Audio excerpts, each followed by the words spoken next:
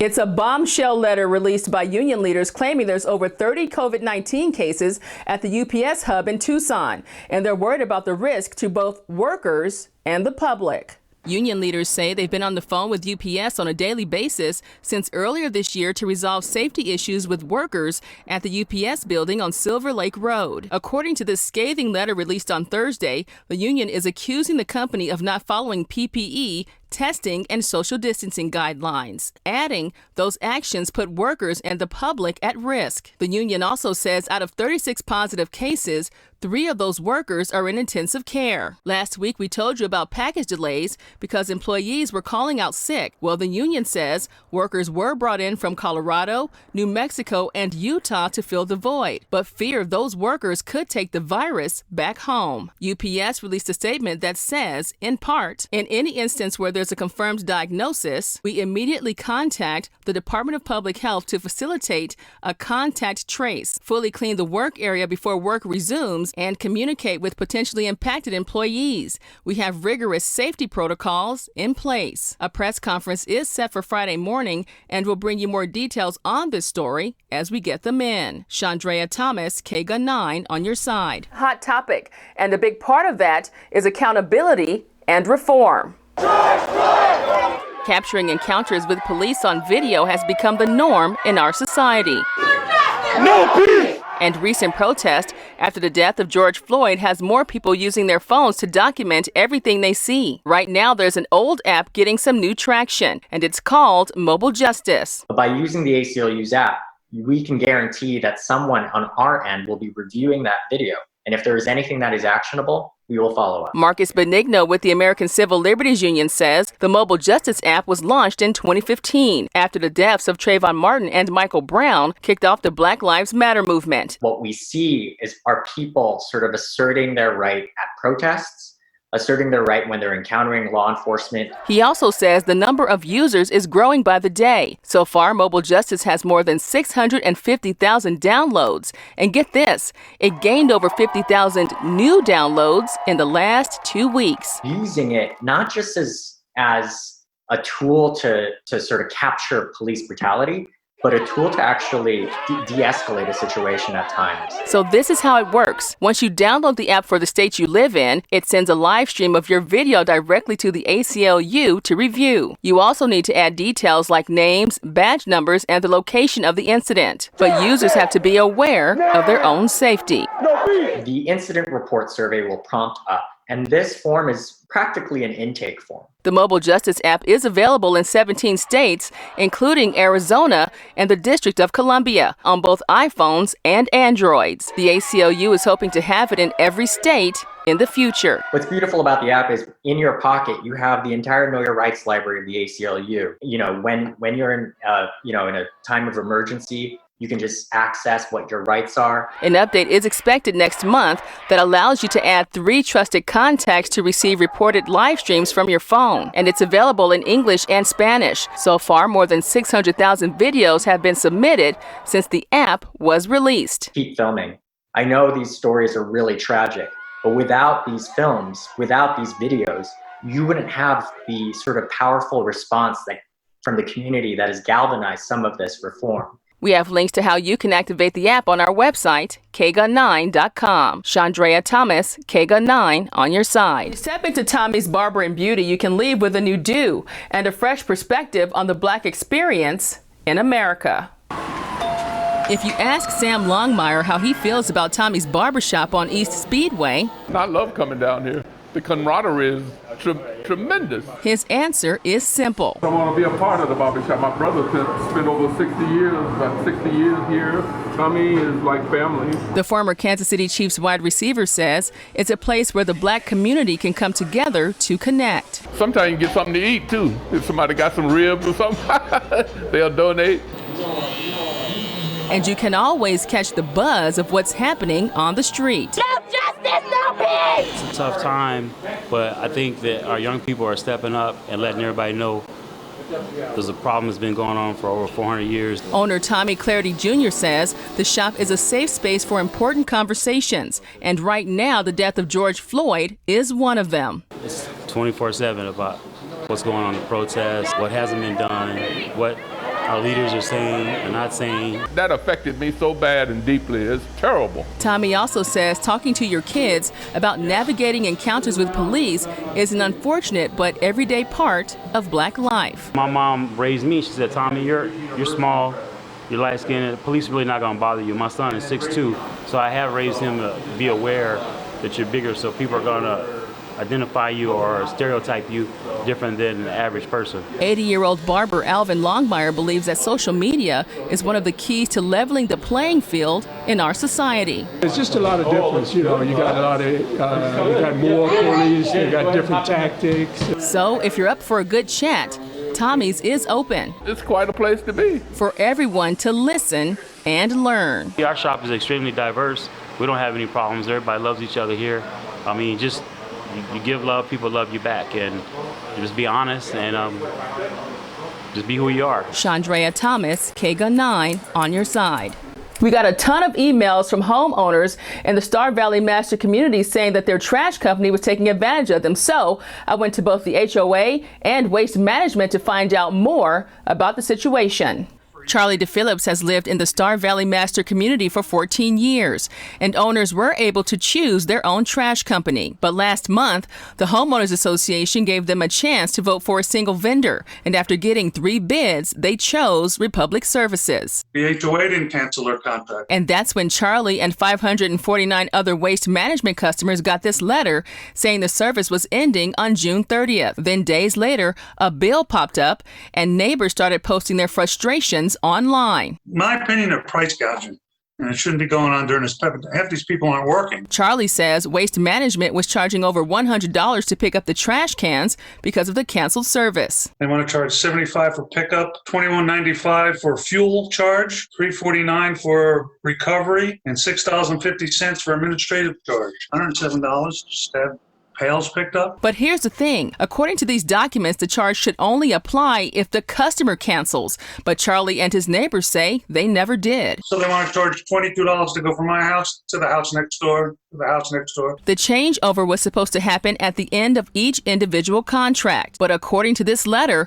Waste Management decided to end all of the contracts in June. They said we can't drop them off. The Star Valley HOA released a statement saying, at no time did any member of the board of directors or team from Platinum Management have a discussion with Waste Management regarding the pickup of the trash cans. Our continued request to negotiate a resolution to help our homeowners with this issue have been refused. I'm going to say, to be fair, like all the other companies. Within 24 hours of reaching out to Waste Management, we got an email that the company lowered the $100 fee. It also says Waste Management recognizes that the Star Valley HOA leadership mandated the change of hauling service. This was not the independent decision of our nearly 550 local customers. As a goodwill gesture to our longtime customers, WM will reduce the cart removal charge to $35 per home and apply the credit to the customer's account. I just want to thank Channel 9 for the help and getting back to us. We really appreciate it. A Tucson woman says she wanted to honor her husband's last wishes,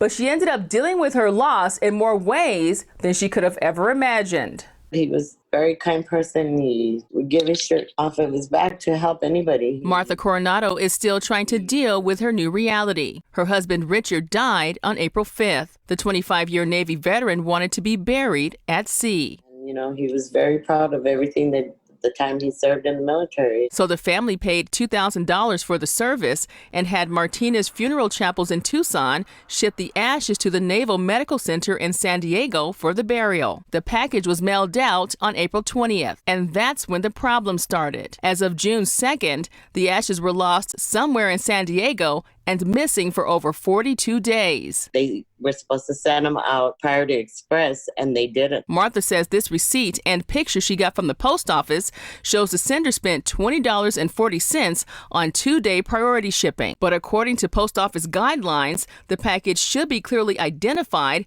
and marked as cremated remains and shipped Priority Mail Express in a special box. They should know the rules and regulations. Meanwhile, Navy burial protocols say the package should also have a copy of the death certificate, discharge papers, and burial request, along with a $15 fee. Nobody should have to go through that wondering where your loved one is. After spending 2 weeks making phone calls and sending emails in search of the package, we finally got the news that Mr. Coronado's ashes were found by the post office. Navy officials also confirmed that the package was mislabeled, had a wrong address, and didn't have the proper documentation inside. It was like a weight had been lifted off of my shoulders, and I know that he's where he wanted to be. Martinez Funeral Chapels responded to our calls and sent an email saying, in part, "We at Martinez Funeral Chapels are very upset and understand Mrs. Coronado's frustration. The normal process of shipment of cremated remains has been followed through with the United States Postal Service." He served for our country. He didn't deserve a mishap like this. The post office also responded with the following statement.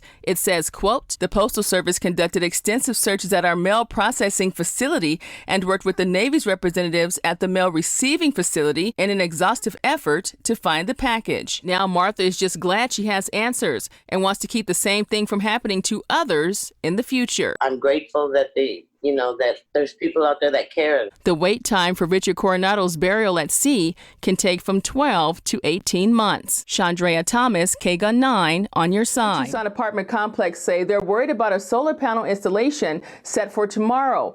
That's because their power could be out for hours as temperatures here in Tucson go up. They started to install solar panels on the roof and on covered parking. This was back in December. Jeff Goer says he got this notice on April 28th from managers at the Catalina Towers apartment complex on North Haskell Drive about the installation of new solar panels on Wednesday, May 6th. But Jeff says it's a bad idea. The COVID self-quarantine type thing is going on. Nobody has anywhere to go. Installation at the 5-story complex can take from 8 to 10 hours, and Tucson Electric Power would have to shut off the electricity on a day that might reach 105 degrees. He's also worried that others won't turn off their electronics in case of a surge. We have people on upper floors who are in wheelchairs. I have a neighbor who doesn't even have a phone. He can barely make it to the elevator. The power's off. What's he going to do? KGUN 9 made calls to the manager of the complex,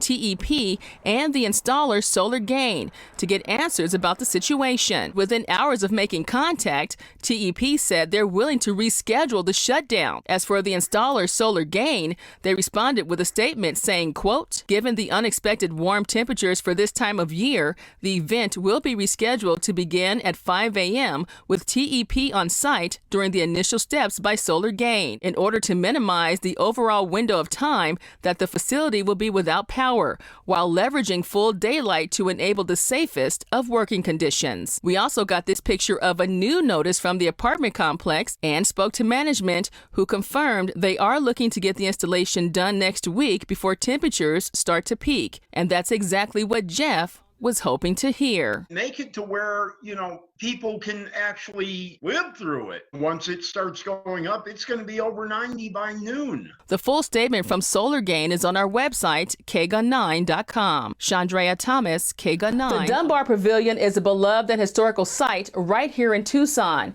But one local group says they disagree with how some of the space is being used inside. But site leaders say they're doing the right thing. It would be the first time that the Office of Refugee Resettlement is in the picture with them, but they have a long documented history, some in Tucson, of abuse. Andres Portela is speaking out. Last fall, leaders at the once segregated Dunbar School signed a deal with Vision Quest to open its first transitional school for unaccompanied migrant girls. And it's a partnership that's stirring up controversy. We're supposed to break the chain of the cycle of oppression. And all they're doing is being part of it. Portela joined forces with community organizers Matthew Kearney and Sadie Shaw, who say adding Vision Quest as a tenant at the Dunbar Pavilion goes against everything the Dunbar stands for. They want transparency and laws to keep for-profit detainment centers out of Tucson. We want to increase the amount of oversight through an oversight committee of some sort. The Dunbar, that's known for having, being a segregated space in the past, is welcoming in another segregated school. The typical kids that'll be with us will be here for very short term. less than a month. KGUN 9 spoke to Vision Quest President Mark Contento and Dunbar Executive Director Debbie Chess. Both say they're providing a service for those who need it. The school can hold up to 50 girls between 5 and 17 years old during the school day before heading to a separate Vision Quest housing facility. We do assessments, we do remediation, we teach English, and we acclimate them to the classroom setting. This is about education. So if we can provide a safe and accommodating space for these young women to gain the skills and competencies that they need to be successful, then that's what we are supporting. According to news reports by the LA Times and Newsweek, Vision Quest has been accused of neglect and abuse in the past, and proposals to put facilities in Los Angeles, San Antonio, and Albuquerque were rejected after public input, and there was no public forum here in Tucson. Ward 1 Councilmember Lane Santa Cruz released a statement about the deal in her area, and it says, in part, the Dunbar should at minimum conduct an investigation and take inventory before getting into the business of caging children and contributing to the school-to-prison pipeline. This seems to contradict the values and the mission of the Dunbar. The program is funded by a 3-year federal grant from the U.S. Department of Health and Human Services. Meanwhile, Contento says they're adding 50 new jobs and $5 to $10 million to the local economy. We are regulated both by the federal government and by the state. We're licensed by the state as well, and they both provide oversight. The school will open once COVID-19 regulations are lifted, and the lease with the Dunbar Pavilion is renewed on a yearly basis. We want to build up the Dunbar and keep the legacy positive and not negative. Shawndrea Thomas, KGUN 9 on your side.